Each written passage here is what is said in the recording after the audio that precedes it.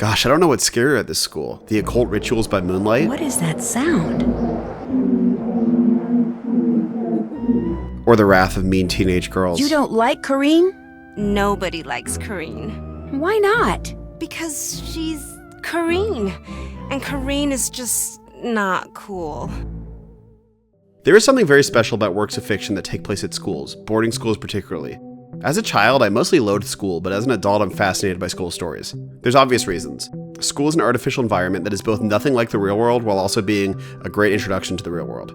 Many schools are old and beautiful and have a great atmosphere. The relationships between teachers and students or teachers and other teachers is ripe for interesting plots. But mostly I think it's because school brings out a very unique side of us during a very vulnerable and volatile time in our lives. There's so much pretending and posturing and overcompensating and just trying to stay above water. The anxieties and insecurities and identity crises bring out a very ugly side of people that mostly go on to become perfectly well-functioning members of society later. Again, some students choose not to buy into this, but others don't have a choice.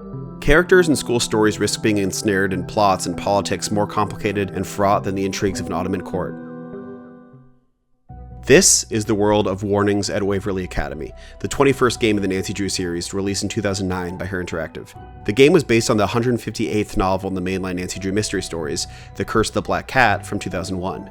If you're unsure of how we got to this point, I recommend watching the first part of my other Nancy Drew game video, but essentially, Nancy Drew is a girl detective from a best-selling series of children's novels that was launched in the 1930s, authored by the non-existent Carolyn Keene. In the late 90s, the game studio Her Interactive, a company founded to promote video games aimed at girls, started to make computer game adaptations of the books, seemingly at random. Instead of shovelware, the games ended up being deeply respected and beloved first-person point-and-click adventure games, targeted at a younger audience than the genre typically is. As a person obsessed with point-and-click games who also has the gaming abilities of a child, I decided to make videos about each of the Nancy Drew games on my channel. This series is called We Fancy Nancy. Well, that's only partly true. We Fancy Nancy isn't just a series name, it's a mantra, a lifestyle, a sacred invocation of early 2000s computer gaming when a PC was a sacred beige object lodged in a reliquary of cheap orange wood that would give hours of entertainment if one had the right CD-ROM, or die an immediate violent death if you tried to download cool 3D mouse cursors that made you get in an immense amount of trouble despite the fact that you were actually doing an enormous favor for your family by adding some much needed fun and panache into the browsing experience.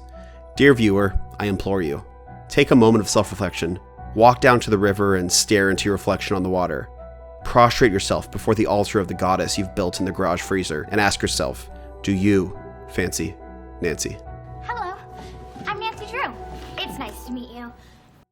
As we boot up the game, instead of an ordinary menu, we get a view of Nancy's desk back in River Heights. This fun little mechanic was added in 2006's Danger by Design. We can see souvenirs from the most recent cases and check out instructions which you might need if you're a little baby. We can also check out a scrapbook of all of Nancy's past cases, aka past Her Interactive Nancy Drew games, which is really cute. Ugh, Blackmore. We had such fun times there. Now, let me get this out of the way early. As of recording, the only other Nancy Drew game I've made a video about is 2004's Curse of Blackmore Manor. So I'm going to try really hard in this video not to just constantly be saying, this is different than Blackmore Manor, or I preferred how they did this in Blackmore Manor, but it might still come out. You might find this hard to believe, but I am fallible. I am human. Anyways, let's get stuck in, shall we? The headmistress at the Waverly Academy for Girls has asked me, begged me actually, to discover who's been leaving mysterious notes for students there and causing the strange accidents that always follow them. Our assignment is intriguing. We have to go undercover at a prestigious boarding school for girls in remote upstate New York, Waverly Academy. Some unknown person has been leaving threatening notes for students, which has been leading to horrible accidents. Our given name for this mission is Becca Sawyer, an American girl who just moved back to the States after a stay in France. And to make sure no one sees or hears anything that could give me away, the headmistress has forbidden me to contact her, which means I'm about to be tossed, totally on my own, into a world of bright, privileged, clique-conscious teenage girls. This could be my scariest case yet. I mean, I basically made that exact same joke in the beginning of the video, Nancy, but sure, it's fine if you want to copy me. Once we grab the plane ticket to Waverly, we get an ominous cutscene.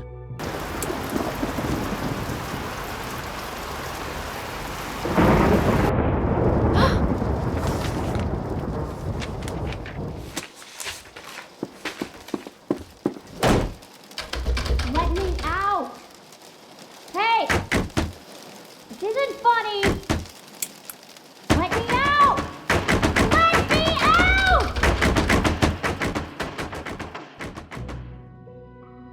We arrive at Waverly Academy and meet our new roommate, Corrine Myers. The girl in the cutscene, she was Corrine's last roommate, Danielle. After she got a second note, she was locked in a closet, triggering her extreme claustrophobia and scarring her enough she had to leave the school. Either way, Corrine is a good mood setter for the rest of the students. I'm Corrine, the person who stuck rooming with you. I mean, you're the person who stuck rooming with me. Anyway, welcome to our humble dwelling space. We get the feeling that Corrine is trying really hard to be nice and accommodating, but not really being successful. Any normal student would hate having you barge in like this. But then, I'm not all that normal, so you can bug me all you want. Not that you're bugging me. Well, you are technically, but you're not really because I'm so... Never mind. She has the very common trait of academic overachievers like her of being both incredibly insecure while also being incredibly overconfident. We get a lot more info from Corrine. A mysterious person the students call the Black Cat is leaving these messages, which are then followed by horrible tricks. We know about Danielle getting locked in the closet, but another girl, Megan, was fed nuts, activating a severe allergic reaction that made her withdraw from the school. The Black Cat clearly knows a lot about the students' personal life and is victimizing the students on the floor one by one.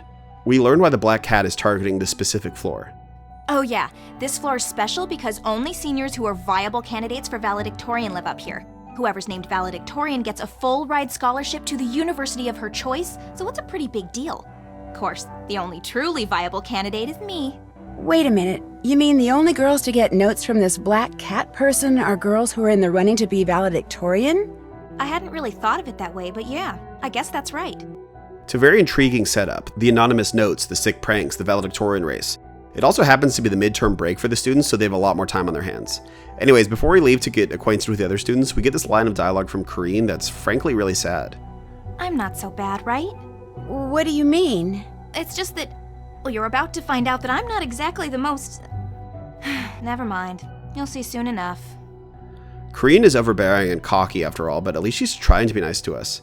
As someone who hasn't had to deal with high school politics in so long, my heart kind of breaks for her. Anyways, before we meet the other valedictorian candidates, let's talk about the school itself. The atmosphere of Waverly is amazing. It totally nailed the ambiance of boarding school stories that I was talking about in the intro of this video. The cozy hallways with wooden wainscoting and framed paintings all over the walls, the immense Gothic library with soaring cathedral windows, the autumnal and pleasantly dreary school grounds. It's less wacky and colorful than Blackmore, but incredibly consistent and true to life feeling. The visual design also feels like a time capsule of 2009. Like, obviously, the look of the school is a throwback to the early 20th century, but the girls' dorm rooms are delightfully nostalgic for the late 2000s. Even the school's website has such a strong nostalgic vibe. Plus the school lounge. This is such a dead-on example of what public spaces like this used to look like in 2009. Like, the color of the wall, the stacks of board games, pillows, and especially this ugly print on the bar chairs is so powerful I could almost smell the Hollister perfume. Technically, the background environments look pretty bad for 2009, but frankly now that's a plus. It brings me back to happier days when I had no clue what finasteride or a Norwood scale was. That said, the character animations look really good in my opinion for the time and studio size. They no longer feel like dead-eyed museum animatronics yapping at you. They're charged with a lot more personality and characters, and some of the animations really add so much life to their personalities. So all in all, the visuals are fantastic and seeking to be more true to life and less stylized. Anyways, let's talk about this game's rogues gallery. The first other student we immediately meet is Izzy Romero. Whoa, watch it! Oh, your hair's on fire. No wonder you're in a hurry. My hair's on fire? Just kidding. Red hair looks really good on some people. I'm Izzy Romero. She's the class president and queen bee of Waverly. She's incredibly confident and seems to terrorize her fellow students, but she's oddly nice and helpful to us, immediately setting up our phone so we can use it at Waverly. Still, we hear so many horror stories about her and get little hints of the nastiness she's capable of. She's just as sure as Corrine that she'll be valedictorian. What do you think your chances are for making valedictorian? Chance has nothing to do with it. I deserve to be valedictorian, therefore I'm going to be valedictorian. Still, we wonder if her moments of warmth is what she's really like under her catty exterior, or if the niceness is just artificiality and she's truly as venomous as her classmates say. One thing's for sure, she really hates Corrine. Don't worry. Everyone knows rooming with Corrine wasn't your idea. As long as you don't hang out with her, nobody's gonna hold it against you. She's also a boyfriend stealer, apparently. Don't let Ned anywhere close to this girl. Look, I don't steal boyfriends, okay? I don't have to. Guys are just naturally attracted to me. I know how conceited that sounds, but it's the truth. Though, at this point in he and Nancy's relationship, he has plenty of reasons to jump ship. Next is Izzy's roommate, Leela Yadav. You must be the girl who came all the way from France with just the clothes on her back? Becca something? Becca Sawyer. I'm Leela Yadav. Welcome to Waverly. Leela is also very popular, but for a different reason. See, Leela is a star athlete and is at Waverly on an athletic scholarship. She's ultra competitive and makes us beat her at games in the lounge for information, which totally doesn't get old. Got it right here. But the only way you're going to get it from me is by beating me at Scram. What do you say? She's as catty as Izzy, but certainly much more sincere. Izzy takes pride that the two of them are the most popular students and roommates, but Leela is much colder on Izzy. Then we meet Mel Corbelis, the goth girl who lives next to us and plays cello all day. Her roommate was Megan, the girl who left school after the allergy attack the black cat brought on. Mel is fairly nice to us, but also very academically confident and assured she'll be valedictorian. Also, despite her rebellious demeanor, she's actually Waverly royalty. She's a legacy student whose family's been going to Waverly for generations. Did your mother graduate from here? And her mother and her mother's mother ad infinitum. I come from a long line of Waverly grads. I'm what you call a legacy. Her and Kareen are kind of friends, but mostly because they're the two easiest to pick on. She doesn't have a lot of friends, but she's incredibly smart. Plus, she's a social outcast too, so we get along pretty well. Again, she's warmer to Nancy than others, but not above a little shadiness. She's just a little strange, and not in a genius sort of way either. In fact, when it comes to being valedictorian, it's a mystery how she ever made it this far. Another student, Rachel, immediately asks us to meet her. She just failed a science test and is desperately trying to work to improve her academic standing. There's really not that much to know. I'm Rachel Hubbard. I'm from Pittsburgh. I'm here on a scholarship. I blew a recent AP Chem test, which means I probably won't be valedictorian unless everybody else totally messes up. She asked us to help her with her project for the school's website. More on that later, though. I just need you to do grunt work. Take pictures and upload them mostly. The pages I'm designing will be part of the Waverly School website. Interestingly enough, she's never received a black cat note. Maybe her poor academic performance makes her not a threat in the valedictorian race, but also gives her a motive to be taking everyone else down a peg. I don't know, I felt like we were supposed to like Rachel, but she's so bossy that I kind of hated her. You're basically doing her an enormous favor, and she's so goddamn critical. Something's wrong with the webpage. I left my comments online. The feeling is shared by the other students. They say Rachel is two-faced and flaky, acting one way and then a completely different way later. She's got this bizarre schizoid thing going. She'll say something one day, then deny it the next, or she'll do something, then claim she didn't. She's actually kind of scary. You'll see. Last is Megan, this pixie-cut diva who isn't attending school anymore after her allergic reaction. That said, we can call her on the phone to get more info. Basically, everyone we meet besides Rachel has also received notes from the Black Cats, and they certainly all have the same motives for scaring away their fellow candidates. The only other character on the floor is the RA Paige, although I don't really get how an RA in a boarding high school works. Is it just like another senior or like a super senior? Anyways, Paige is never actually fully seen, but she's very scary. You may not come in. Just leave. I love that the game never shows us Paige because she's almost becomes this evil, unseen presence haunting the floor who will catch you when you break the rules. I saw that, Miss Sawyer. 10 demerits now. Get to your room. The fear factor is enhanced by the fact that there's a stealth section where Paige catches you sneaking out after lights out. I see you, Becca Sawyer. That's 5 demerits. Now get back to your room. Waverly has an extensive demerit system. If Paige catches you fucking up, and if you get too many demerits, you get kicked out of school. Paige will always catch you. Paige is always watching. Paige will see you, I guarantee it. Room, Miss Sawyer. Now, climbing that tree just cost you 3 demerits. The rules at Waverly are super strict too, way harsher than a normal school. Like, for example, unlike a usual high school, you actually get in trouble if you pull the fire alarm for no reason. That's 5 demerits. Anyways, there's a lot more to dive into the school politics at Waverly, but let's talk about the gameplay real quick first. When I played Blackmore, the setting kind of felt like a funhouse. There were puzzles and little games everywhere to do. Waverly is a lot different. There are a lot less puzzles, and it's more about gathering information from dialogue. The vast majority of the puzzles are just the students asking you to do them a favor in exchange for something to move along the story. I did miss the amount of puzzles at Blackmore. Most of the ones here were school-related, like finishing a DNA diagram or a geometry problem. That said, I did enjoy most of the puzzles here. I especially really liked the one where you need to figure out the right order of utensils for a fancy dinner, and the one where you chase the squirrel up a tree like a true Halligan-esque point-and-click protagonist. These felt fun and fairly challenging. It did feel a little stale that most of the puzzles were just favors for students. It would have been cool if more were actually just encountered in the wild. The only other aspect of the gameplay is through the phone. This time around, you have an actual smartphone that you can take pictures, and a cute touch is you can actually design the layout of your phone. Like in previous games, you can call Ned to chat. True diehards, tell me if you relate to this, but I never really wanted to call Ned in this game because it felt like a waste of time for very little reward. That's how most of my girlfriends have felt about calling me though, so I guess it's true to life. The other main use of the phone is the work you're helping Rachel with. See, as you piece together the story, you're also progressively taking pictures for her for the Waverly website and then uploading them on the computer. She's so insanely critical though, and will reject the photos if they don't meet her standard. Like, no, Rachel, the pan is fine, it's your vision that's bad. Anyways, as we play, we also get updates via text on the phone about the game's story. Maybe a text letting us know if a student got in trouble or got another note from the Black Cat. It's honestly a really cool system. I was never sure what was prompting in the gameplay to get the text to send, so it pretty seamlessly moves along the story in this really cool way. Anyways, let's talk about the students. There's so much beef and nastiness and lore behind the student interactions with each other. It's very deep.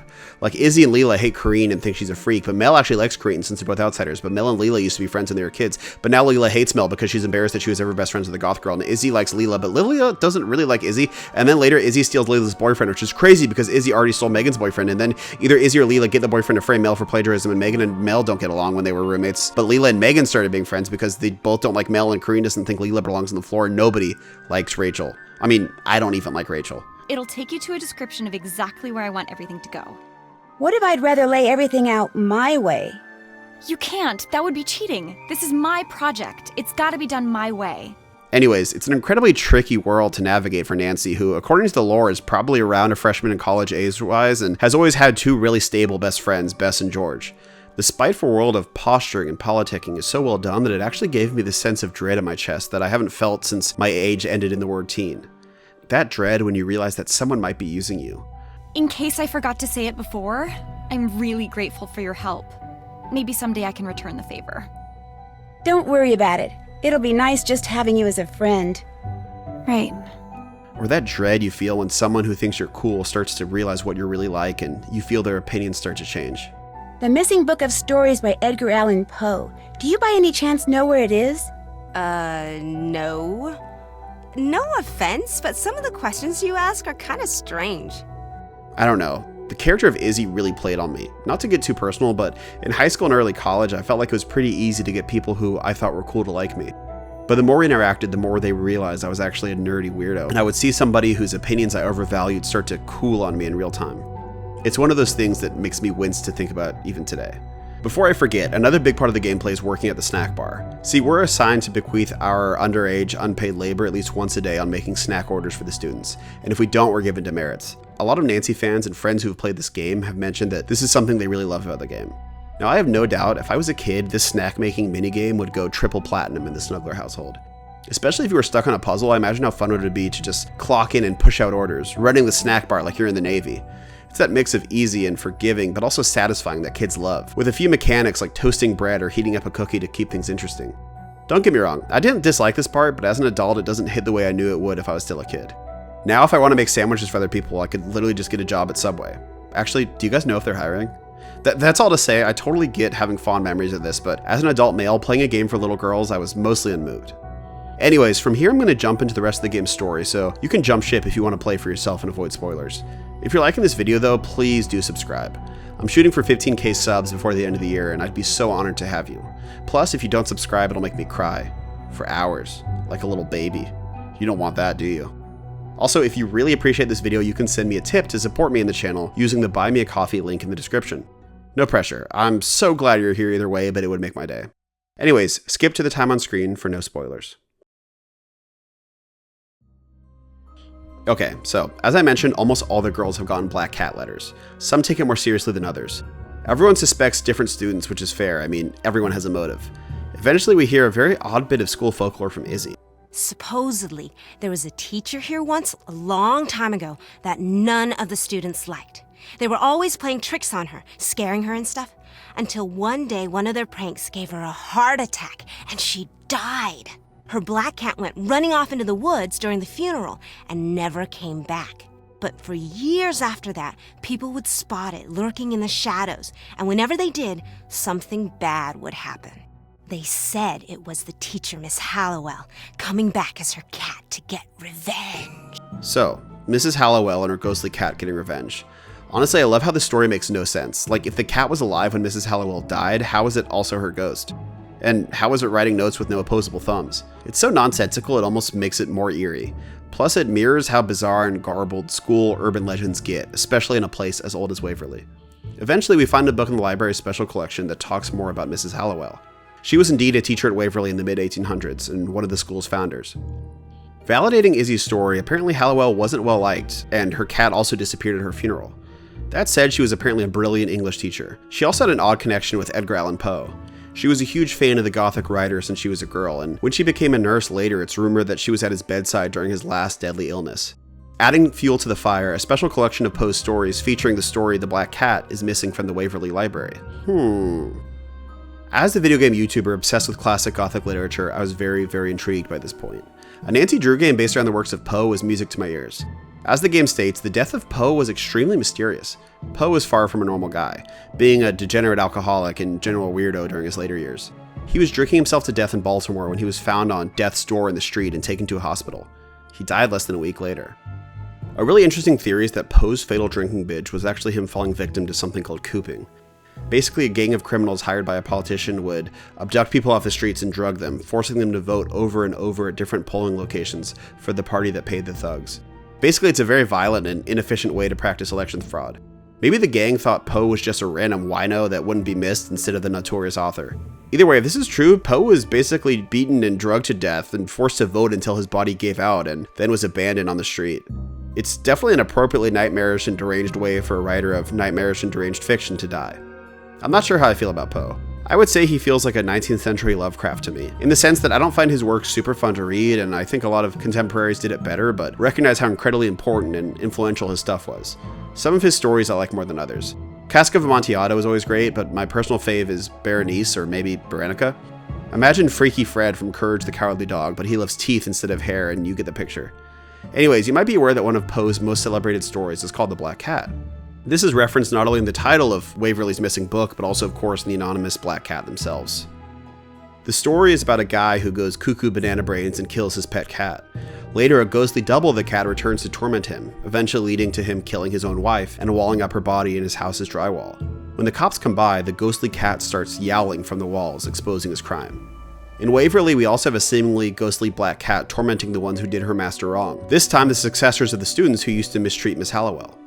Eventually, we get access to Hallowell's hidden diary, which cryptically outlines the remaining tasks we need to do. Each involves getting a token modeled off of one of Poe's stories. A black cat, a golden bug, a raven, and then the killer orangutan from Murders in the Rue Morgue, which that story always bugged me. Orangutans are angels as far as I'm concerned. Man, a story about a boarding school that has all these visual inspirations from Poe. I didn't think I'd be experiencing that twice in 1 year, but this game is certainly the better of the two. While this is all happening, we help Rachel with her website design assignments and get lots more tea on the students. Mel is framed for plagiarism, but we absolve her. Izzy steals Leela's boyfriend, turning her roommate against her, and later, Izzy's essay is deleted. If that's not bad enough, somebody doctors an image of Izzy hanging out with her least favorite person in the world, Corrine, and sends it out. The black cat eventually comes for us too. It gets even weirder. We see a bizarre gathering of cloaked figures under the old oak tree at night. Jesus, what is happening at this school?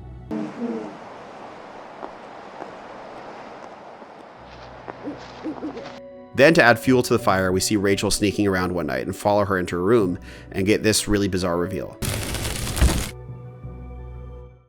Oh my gosh, there's two of you? Please don't tell. So, Rachel's a twin? I gotta say, I kinda called this.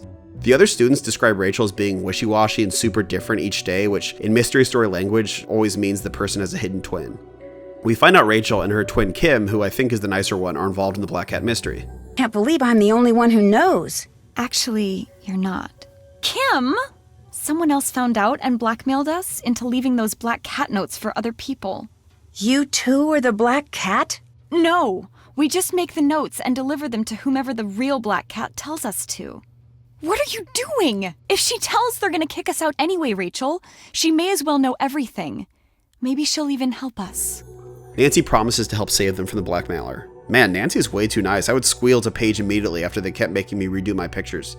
One thing really cool about this game is it's set during the same time of year that I'm recording this video, late November, around Thanksgiving. As the days go by, it starts to snow, and then by the final days, a full-on blizzard rolls into town. The transition from mellow fall weather to a winter storm complements the growing tension nicely. But what was really cool is as I was playing this game, an unseasonably early snowstorm came where I lived. So the weather in the game completely mirrored the weather as I was playing this game, which was a really cool feeling. Eventually, as we solve the mystery, it's revealed that her geeky, insecure roommate Corinne is also responsible, at the very least for sabotaging Izzy by deleting her essay. Corinne also wrote this award-winning essay that contains some deep knowledge about Poe's final day and a mysterious key he left behind. Eventually, in the school's basement, we find these slots on the walls that we need to match up with the tokens we've been getting in the right order. The puzzle is based around when the stories were published, and it's honestly pretty fun. Also, it's a meme at this point that in these videos I'm always hoping for the supernatural elements to be real. At least in this game, the stain on the basement wall inexplicably changes from a cat to a spider to a skull. This confirms that the Beast of Blackmore really exists. But that's just a theory. A game theory! Anyways, we open a hidden door in the boiler. God, am I playing Scratches again? And the identity of the Black Cat is revealed. Corinne? What are you doing here? Apparently the same thing you are. Looking for the treasure Rita Hollowell hid. Is that it? What is it? An old manuscript? By Edgar Allan Poe, never published. He told her where it was when he was on his deathbed. When he died, she took it and ran off so Rufus Griswold wouldn't end up with it. You found all that out while you were researching that paper? When I do research, I do research. Although truth be told, all I knew with relative certainty is that she'd hidden something in this building. I wasn't sure where. Which is why you became the Black Cat. I'm not the Black Cat. I didn't leave those notes. No, you blackmailed someone else into doing that for you. Two someones, actually. You're pretty smart. The question is, are you smart enough to live to tell the tale? I don't think so. I'm gonna be honest with y'all. While I was playing this game, I was thinking, wow, it would be kind of dumb if anybody but Corinne was the Black Cat. But more on that later. Anyways, if we don't get our head chopped clean smooth off by the Poe reference, we grab the book and emerge from a hidden door into Mel's room. No, forget it. You're not going anywhere till you tell me what the heck is going on. Come on, Mel. It's too long a story. I need to go. You just entered my room through the wall. I want an explanation. I'll explain later. Now let me past.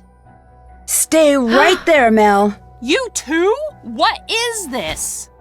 Well, for Corinne, it's over. Anyways, our story's wrapped up. The Black Cat is Corinne. She used the story of the Black Cat to frighten her classmates and give her time to track down Mrs. Halloway's hidden treasure, which here is the unfinished Poe stories, and blackmailed Rachel and Kim to do her dirty work. Corinne is expelled, presumably sent back to her hometown of Boston in shame, and Megan returns to school. Much to my chagrin, the twins are also forgiven and allowed back at school. Everything is tied up nicely with a bow.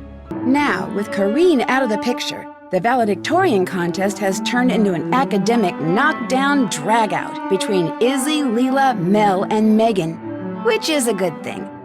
Not pretty, but good. And you know, I have the feeling Rita Hollowell, and maybe even her idol Mr. Poe, who is pretty darn good at making fiction seem like fact himself, would have very much agreed. Initially, I was a little disappointed with how the rest of the game played out. I was so excited about the Poe story beat and thought the rest of the game would be filled with juicy little literature allusions I could talk about.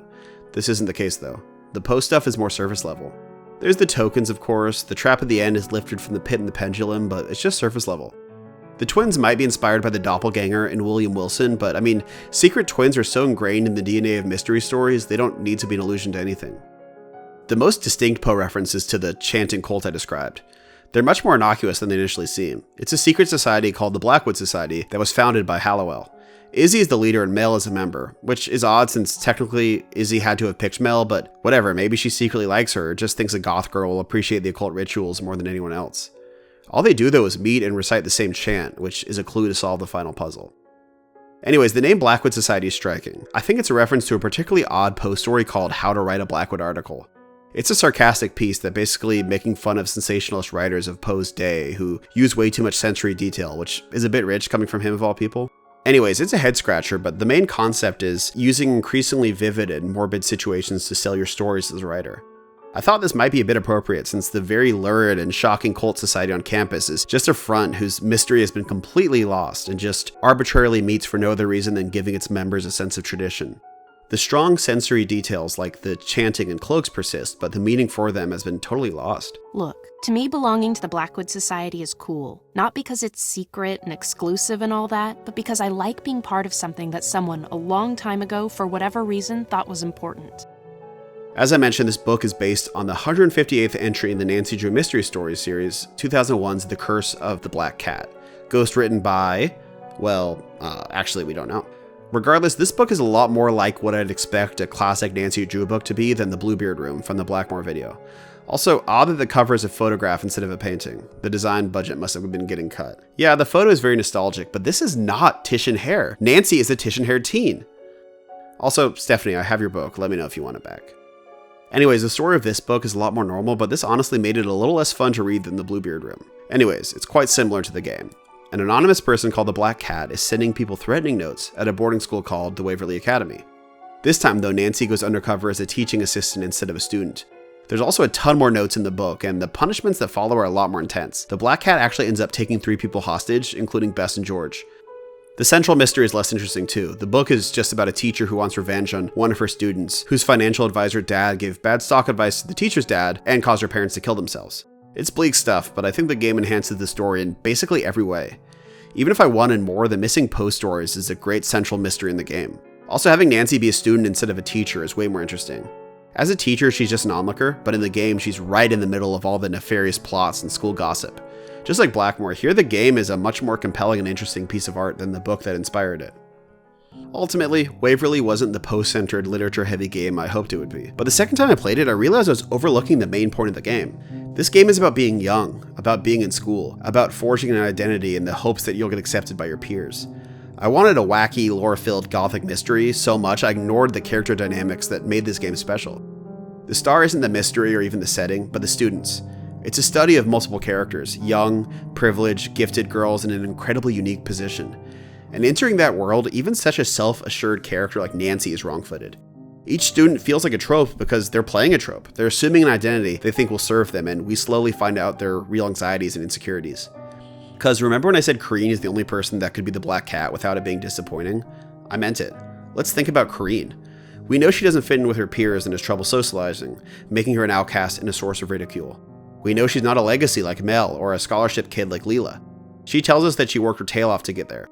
Granted, I don't know anything about New England outside of Quahog, Rhode Island, but the other girls are from these bougie-sounding towns and Corrine is just from Boston.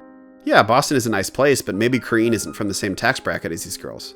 So what does Corrine do? She doesn't fit in, but also feels like she deserves the valedictorian spot more than the other girls because she's worked so hard. She hasn't been properly socialized into the cutthroat world of Waverly. She tries to force what she thinks she deserves to happen, but she's clumsy. She gets caught. Yeah, Corrine is dangerous and deranged, but Waverly was the worst possible place a person like her could end up.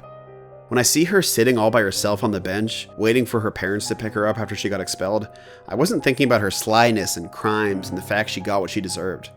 I thought about the heartbreaking line of dialogue she gave at the beginning of the game. I'm not so bad, right? It's just that, well, you're about to find out that I'm not exactly the most... Never mind. You'll see soon enough. It's really fucking grim, man. Also, I think about Hallowell, the teacher who engineered the whole mystery a century and a half earlier. She was also like Corrine. She was brilliant, but just rubbed people the wrong way, in the same way Corrine was bullied for her awkwardness. They were both misunderstood and unpopular and disliked by the girls of Waverly. Corrine must have thought that she and Hallowell were kindred spirits, pitched against Waverly, that this whole mystery had been designed just for her to solve, which might justify her motives more. In my last Nancy Drew video, someone raised a fantastic point in the comments that some of those playing the game were likely the same age as Jane and going through the same things as her, which lends a lot of pathos to the character. It made me think which of the valedictorian candidates the players of Waverly Academy would see themselves as at the time.